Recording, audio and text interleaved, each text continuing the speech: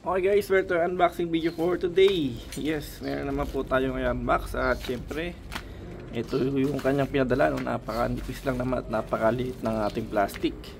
Pero syempre bubble wrap type siya, no? And may label. So wala naman pong itsura ng pagkakabukas sa kanya, pero tayo pala magbubukas. Kaya check natin, ano? Check para alam natin kung tama yung mga pinapadala ni Shopee. Kasi ito overseas po ito. Ayan. Yun, so nabuksan natin siya. So, yun lang pala yung laman. Okay. So, mayroon tayong Oxito dito na global supplier for automotive, ano. Actually, so mayroon siyang LED peanut bulb for car interior parking reading light, no error, 12 volts po siya, no. Ayan, may barcode siya.